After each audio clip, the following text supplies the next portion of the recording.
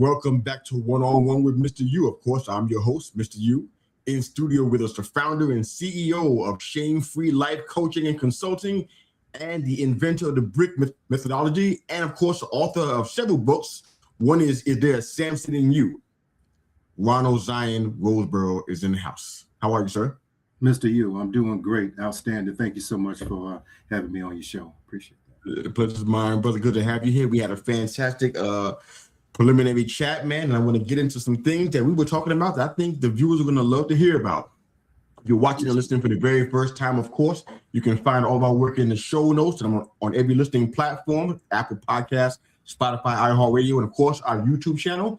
And Facebook has all of our live episodes. You can find them all at your leisure. We have 3 shows on our brand, but this is our interview show. We had a fantastic guest in the house. I'm excited about getting into it. So if you don't mind, Zion, kind of give us a brief look at your background and how you got from where you were to where you are right now. What were key factors in how you got to this place where you are now from your childhood? Break it down for us real quick. Okay. That's a lot. We're going to cover the ground. Okay. It's good. Sir. Okay. Born of a loving family. My mother and my father divorced when I was around 2 years old. So from the time of 2 to 7, I had no man in my life. Around 8 years old, my mother, she remarried. And my stepfather really did a wonderful job as he could. You know, sometimes we expect for someone to build a house, but if you're missing some tools, then it's going to be very challenging and difficult to build that house. So he showed me how to be a man as far as how to pay the bills, how to be the administrator and the steward over the household. But unfortunately, he was physically present, but he was MIA mentally, emotionally, and spiritually. So I had that gap in my life that needed to be filled. And so I found refuge with my colleagues in the street, and learned about manhood in the locker rooms after a basketball or football game. Learned about manhood by playing hoops at the local park, and so which was very distorted. And so so fast forwarding to that, still trying to find out what is manhood. How can I obtain this blueprint? What I've been given a distorted blueprint, which also served as my identity, unbeknownst to me. Wow, yeah. So just transitioning after high school, still trying to find my identity in block parties, pool parties, looking at drug dealers, looking at all of the foreign cars and the jewelry, the sneakers and the women. Yeah. That led me to find a woman that I claimed as being my girlfriend. We had a relationship for about a year, and she was the daughter of a sergeant in internal affairs at that time. Oh my goodness! Okay. Yeah, and so she accused me of assault, and though I attempted very vigorously and strategically, along with counsel that I thought that was in my best interest, to pursue my innocence, to clear my name, regardless of that. Unfortunately, I did 5 years and 1 month in a North Carolina prison. Now, let me just add to this storyline. At the time of my arrest and incarceration, who was Zion at that time, other than just being lost and just out here? I was a single parent of my daughter that I gained through court consent. I showed up at every PTA meeting. I was there to order pizza for the classroom. I was there to help her with her homework, and whatever I did not know, I brought in a tutor. I took her to get her hair, took her to a salon every other week, because I didn't know how to do hair. So, and I was also a caregiver of my grandmother who suffered from progressive dementia and Alzheimer's. Oh, wow. So that's who I was. And so my life forever changed at that point. I love it, man. Wow. There's so many areas that there's some synchronicity between your life and mine, you know, with a couple of exceptions, but wow. Okay. You mentioned the distorted blueprint, and I think that's valuable because I don't know if you're aware, we have a men's roundtable series podcast that we do every week, every Thursday at 7 p.m. Shameless plug, but I got to talk about it. But we've been doing it since last summer. It was monthly, but we went to weekly because of the demand from the people. And they want to hear men talk about these issues that we discussed in our safe space. And when you say distorted blueprint, can you quickly break down what that means for those that are watching, listening, who may not understand that men have that kind of challenge? There could be men who just are oblivious to it, or women who have no idea what we deal with. Can you break down briefly, if you can, what the distorted blueprint means and how that affected your identity? Absolutely. um, Having identity is so important because that's your MO in life. Your identity is really your social security number, your spiritual social security number, your emotional, your mental, your psychological social security number. It is what identifies you. And so I believe that, and I thank God because I came from a background of strong women in my life. My great grandmother, who was a prayer warrior, my mother, and so they instilled certain values in me. Now, the mother is the nurturer, but I really believe that the father is the teacher. So, therefore, the classroom is the home setting. That's the classroom. That's the university. That's the community college.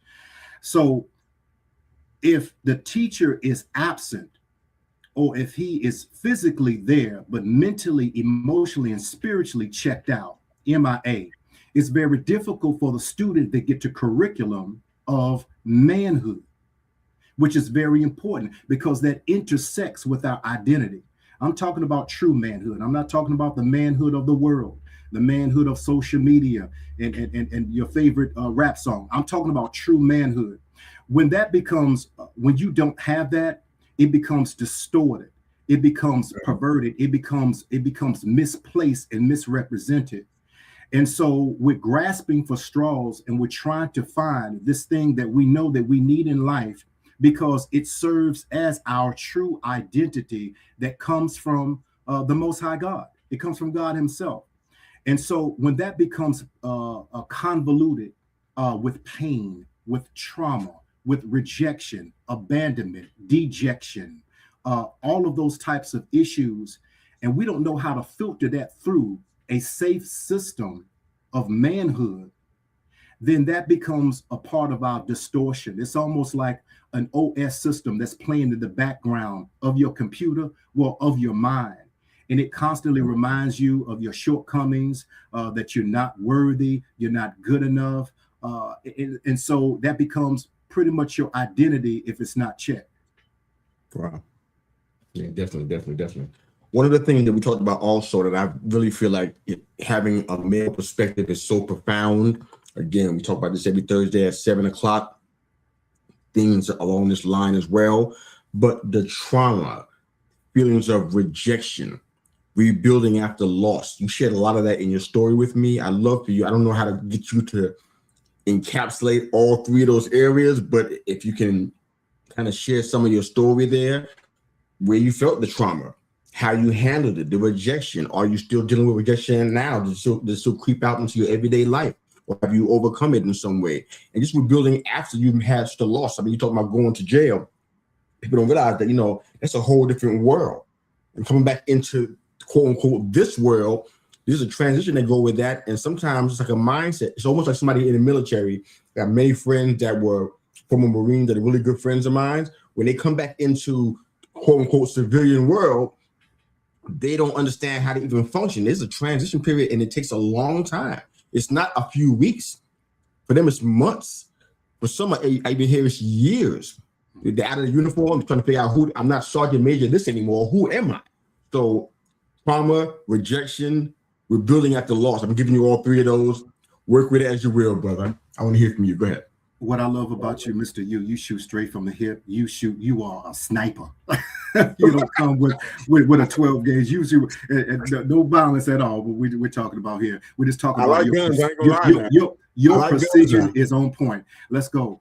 So when we talk about trauma, it's so powerful because it paralyzes you. It places you in a place of incarceration. Now, I was incarcerated before I was incarcerated. I'm going to let Come that on sink now. for me. I was incarcerated because I had no emotional, mental, and spiritual blueprint that served as a foundation to build thereby. So therefore, I was stuck in time. Yes, I was 18. Yes, I was 25. At the time of me being escorted off to prison, not jail, but prison, I was 30 years old, right there in the prime of my life. Okay, I was a 29, 30-year old that was emotionally, I was 18. I was 18 in a 30-year-old body. So therefore, I Wow. was incarcerated. So I oftentimes marvel when people say, well, whenever I speak, do you know anyone who's ever gone to jail or prison? Yes. Hands suddenly just pop up in the air like popcorn. Have you ever been to prison? Then I see some hands that will slide up in the air, very in a shame sense, but they will put their hands in the air, and then everyone else would have their hands down. I say, well, I submit to you, everyone in this room have been to prison. You may not have visited a literal prison, but you have been in a financial prison, a mental prison, an emotional prison, a spiritual prison. If you're bound by codependency or any other type of drug, you are incarcerated. And so my pain and trauma, I met face to face when that gate shut, when that door shut to my prison cell. When I had to look at my mother, who was a decorated middle school, junior high teacher for 25 years, highly decorated. And she had 4 degrees under her belt of science, chemistry, physics, and other degrees. When I looked at her weep because she could not save me, that broke me. Something died when I stepped onto the prison grounds. Something died and something was rebirthed. Okay. What died was that by me thinking that I can do things my way, me just not asking for help when I needed. There was so much that it was a funeral, and it was also a wedding that took place. So I had to come face to face with trauma, rejection, pain, dejection. I had to come to terms with fierce anger, vehement resentment that was eroding every fiber of my being. And so it was after coming home, and it was after trying to become acclimated to life and having to face with real discrimination. We can't hire you because of this. We cannot help you because of that. And they're not looking at the truth of the matter. They're not interested in what you have to say. They're not interested in your version of what you deem to be true. They're not interested in any type of accomplishments that you have made outside of the disdain look of prison. They're only interested in what I can see online, in what your jacket says. So you're marginalized and you're polarized. So to answer your question in finality, that was what I had to deal with. That is what birthed me to do something for my own. I feel that God has given me such wisdom, and he has given me such an authority in his son Christ, who mind you, I met there. I met him when I was a youth and I left him, but then he visited me in my prison cell yet again, extending an olive branch of grace that I accepted, who was incarcerated on death row. So we serve one who knows about prison. And so he allowed me to experience manhood. He allowed me to experience pain and trauma, to overcome it, that I can be an instrumental tool in the lives of other men. So you asked a very profound question on the tail end of the questions that you asked. Do I still experience that? Sometimes I do. And that's what I love about truth. Truth doesn't need a wheelchair, a walker, a crutch. It stands on its own. And yes, I have come such a long way from the man who was angry with the world. a man who had no faith in women whatsoever. I'm done. A man who just internalized and became the embodiment of trauma to get to a place of true healing, truth, and deliverance. And so there are times when God had to deal with me. I want you to stop people pleasing. I want you to stop trying to defend yourself. I know, and you know, this is a new chapter. I have placed a pen in your hand. Can you begin to write again? You're stuck in the same chapter in your book of life. When it's time to turn the page and begin writing another chapter, because while you're stuck, people that I have assigned to you are stuck, and the blind can't lead the blind unless they both fall into a ditch. Absolutely. I want to get, man, this is good stuff right here. I want to get into some of your work, man. Now, you're the founder and CEO of Shame-Free Life Coaching and Consulting. Talk to me about where that came from. I love the name of the title, first off, Shame-Free Life. I love that. I think I can get it based on the story you shared, but kind of break down, if you can briefly, how did that come about? Why did you decide to start that? And what are you seeing now that kind of encourage you with the right move? Absolutely. So this came to being a couple of years ago. Actually, it was several years ago when I had the idea, living a shame-free life, because as men, we struggle with shame. We don't talk about it. Women, they gather together at the wine bar, they gather together after church, wherever they are, and they will talk it out. They will go to a therapy. They will go to a life coach, like you, Mr. U. They will talk it out. But as far as men, you know, we drink it away, we sex it away, we smoke it away, we buy it away. We don't talk about that. And so that is something that have crippled us as men. And so when I get that revelation of living a shame-free life, because Paul reminds us, you know, in the book of Romans, chapter 1, he says that I'm not ashamed of the gospel of Jesus Christ, for it's the power of God unto salvation to them that believe. And it's something about when we break the chain of shame that we're able to understand what life is truly about. You know, guilt means that I judge the behavior. Shame means that I judge my core self. Guilt means that I feel redeemable. Shame means that I am not redeemable. I'm irredeemable. And so it's getting to the very core of that shame. Perhaps it was at 6 years old. Perhaps it was a father who never showed up at your basketball game, wasn't thinking about not only taking care of you monetarily, but taking care of your mind. Maybe you had to figure out what this is about as far as manhood. And so there is a shame that needs to be unearthed. And when I came up with that, give no credit for myself, but I give all credit to God. He gave it to me and I ran with it. Love it, man. Love it. Shame-Free Life Coaching and Consulting. Now you have something that you call the BRICK methodology. Kind of break down where that coming from. I believe you're the inventor of that, and it's a blueprint for rebuilding after you've lost greatly. Kind of share where that comes from and what you've been seeing in a lot of other people that's kind of adopted that methodology like you.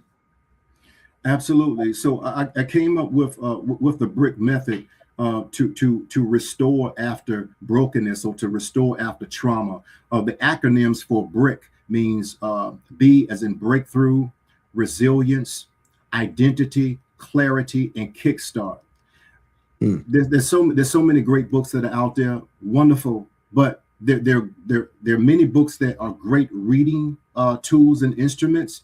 But I think that people need to not just a self-help book, but how-to book. How do I overcome this? How do I get beyond this obstacle? I don't talk to too many people about this because I can't trust anybody. But I know that where I am right now, I'm stuck, and I really need some help. Well, this is where the BRICK method comes in. It's basically it's not just a book; it's a blueprint of taking you on a journey. Just imagine, Mr. U, that it's broadcast that there is an F5 tornado coming your way, and it is going to hit wherever you are. And you're right there in the dead center of a tornado, or you could say a hurricane. And so you take heed, You pack up your family. Hey, we're out of here. But you have a lot of sweat equity in that house. You are the inheritor of this family home. You put thousands of dollars into this home. You have a Jeep that's there. You can't drive because you're taking the family car. So you're leaving so many things behind. When you return, it's ground zero. The house that you put so much sweat equity and love into, and there are memories that were locked up inside that house. Your sink is down the street. Your bathroom is around the corner. It is complete rubble. So now you have a split-second decision. Do I cry over the rubble that's in my hand of what used to be my life that identifies my life, or do I rebuild all over again right here? And that's what the brick method is, to walk with brothers specifically and saying, listen, you got a mess. I know. Yeah. I was there. I want to help you rebuild again without shame. And you're helping them do that, man. Do you have any success stories you can share from your helping somebody rebuild? Anything that you can share, of course, with confidentiality in that, but can you share some success stories about what that methodology has done to help other people? Absolutely. So let's start. We can go all the way back to, and I'll bring it up to date, to prison. There was a young man, Orlando, young, vibrant, handsome guy, but he was lost, man. And I'm there, and I'm soaking in my trauma until I had to get to the understanding. Okay, well, now I need you to become the minister. I need you to become, God speaking to me, the counselor the coach that I have purpose for you to be. So what better time than to start right now in hands-on training? So I began to counsel this young man. He began to come to me with his problems. I mean, I'm like, do I have on my chest or on my head, I am a therapist? I am not a therapist, never gone to school for therapy, but he would bring me all his issues. And I will let him just talk and just unpack it. And then we will go back issue after issue, and I would just speak wisdom to it, not telling him what to do, not berating him, but we just talk it out. And years later, this young man is doing amazing work. I mean, amazing work as an entrepreneur. So now outside of prison, I'm home. I've met countless men. There is Jerome, and I won't say his last name. Who right. Ain't asking for that, man. Don't do that. and you know, a lot of it, because for some people it's like, man, I can't afford this, I can't afford that. I'm like, okay, well let's just hook up and let's go to a coffee shop. Okay, yeah. Went to a coffee shop. He's feeling down, having problems at home with this girl, just a lot of trauma, and we begin to unpack that. Jerome's at a much better place, went back to school, got his degree. Wow. Now he's a welder, making great money. Now the girl at that time where he wasn't sure if he wanted to stay or go, had other prospects of women that were all around him. Now he committed his life to one woman. And now he has a child, and he's doing outstanding work. So it's not those glamorous clips that we see a lot of times on IG, and it is dirty. It's a dirty work. You understand, Mr. U. It is dirt up under your fingernails to get in the very soil of the souls of men, of all of the trauma from the time that you touched down on this planet to where you are right now. And you may look good in your phone call. You may look good as far as your financial portfolio and all the attainments and accomplishments that you have. But deep down inside, it's almost like that little boy will not stop crying. Yeah, we can go with this stuff. But I mean, intentionally keep it moving, man. There's just so much to get into, and our time is a little bit short. But one of the books that I know you wrote more than one book, but this one, the title by itself is like, okay, if there's a man out here that doesn't have to read this book, I want to meet him. I want to know who you are, because the title speaks for itself. It says, "Is there a Samson in you?" Break down where that book came from. How was that book born, and kind of share what you want men to understand from reading it. Great question, Mr. Yu. Diamonds are made under pressure. Pearls are incarcerated in a clam's mouth, in an oyster's mouth. This book that you're referring to, Is There Samson in You, was birthed while I was in prison. I wrote that book while I was in prison. It was not published because God was dealing with me from a place and a platform of truth, that there's so many parallels between men and Samson is not even funny. And how Samson was a strong man, had strong intellect. He was no dummy. He was a judge of Israel. He was a legislator of laws. Yet he had this superhuman strength that nobody on the planet could match. And yet and still, he had a hunger and thirst that he would not bring to God, but he brought it to the lap of his assassin in the form of Delilah. And Delilah's not just mitigated as a woman. There could be many things that can constitute itself as being Delilah. Our need for validation can be a Delilah. Codependency can be a Delilah. Drugs, alcohol, escapism, anger can be your Delilah. That we rest our head in its lap, knowing that this lap is something's not just right here. And he knew that this assassin, this is not just a beautiful woman, but she's really out to kill me. But I'm so tired. The Bible says that he was tired and he rested in Delilah's lap. So there was a sense of solitude and in harmony, even in the lap of the one that was sent to kill him. And so God was just downloading in me that I need to get this out to men, because Samson died when he was 40 years old. That's young. Very. He died at 40 years old. He spent 40 years, instead of being a deliverer of Israel, he was trying to deliver himself instead of bringing himself to the deliverer.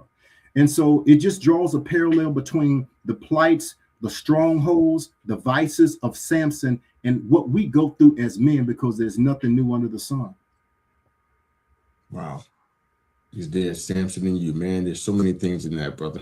So much in that.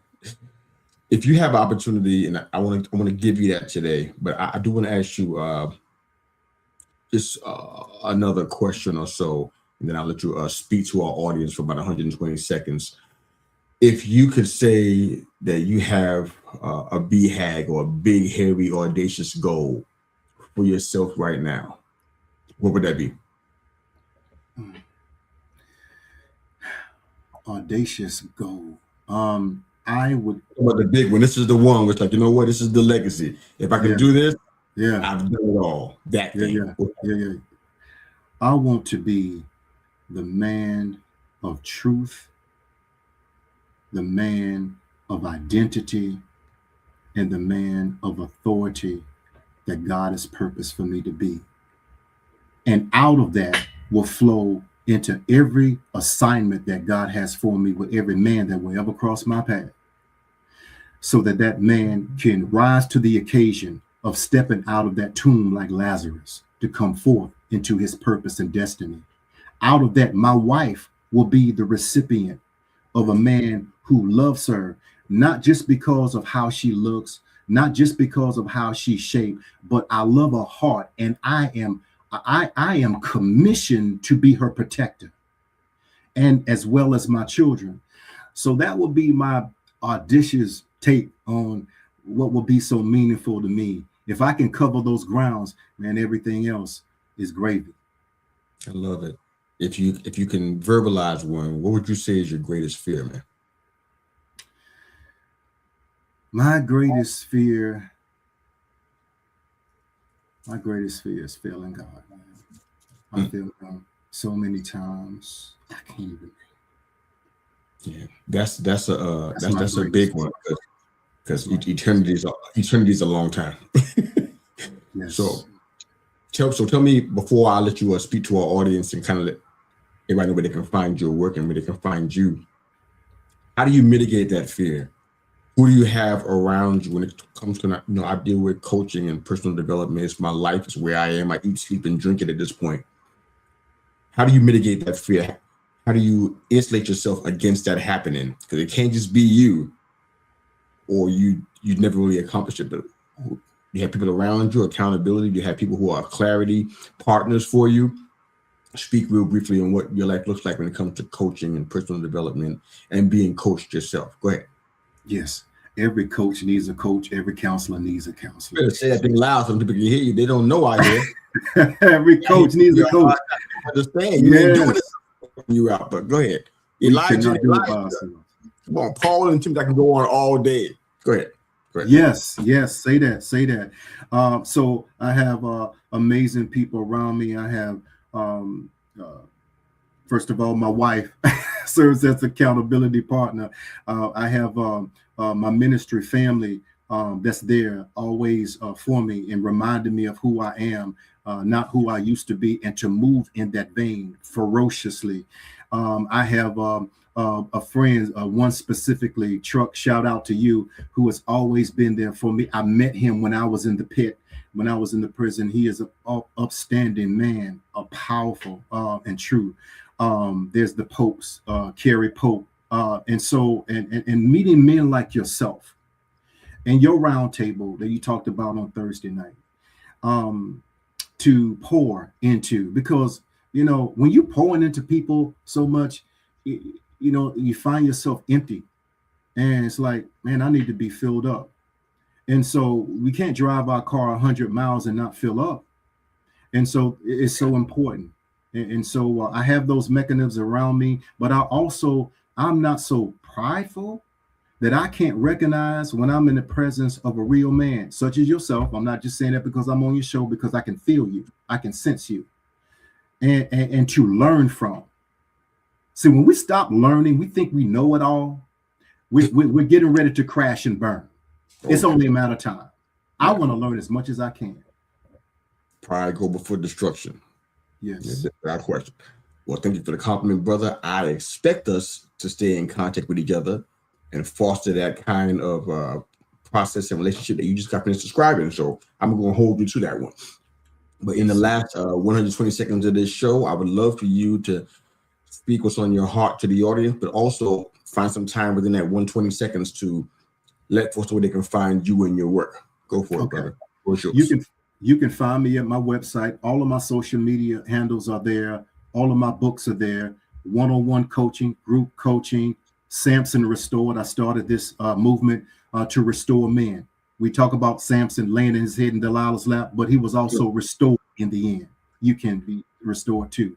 You can go to theshamefreelife.com, theshamefreelife.com. Finally, no matter where you are in life, you have purpose. You know, the Bible reminds us of 2 Corinthians 5:17. If any man or woman be in Christ, they are a new creature. Old things are passed away. Behold, all things have been made new. If you have breath in your body right now, this is a new beginning. This is a new beginning. All you have to do is move forward and believe in God, that you have a purpose, believe in yourself, that you have an assignment. Thank you very much, sir. Founder and CEO of Shame Free Life Coaching and Consulting, and the inventor of the Brick Methodology and author of several books, The Brick Method and Is There a Samson in You? Ronald Zion Roseboro's in the house. Thanks again for being a part of this conversation, Zion, man. We appreciate you. Look forward to hearing more from you. Yes, and more with you. I'm expecting this, so I'm looking forward to that, man. For all you guys watching and listening, we're live right now on YouTube and Facebook, so you can find our show or the replay. Catch up. You can hear all the incredible answers that this man gave to my crazy questions. But I'm grateful that he was here today, and hope you got somebody in the episode. For all you guys that just listen to podcasts and you don't really watch podcasts, totally fine. You're still a part of our family. We'll have these episodes up probably within the next 45 minutes or so on Apple Podcasts, Spotify, iHeartRadio, Pandora, Amazon, whatever you're using to hear your podcast. Thanks again for watching and listening.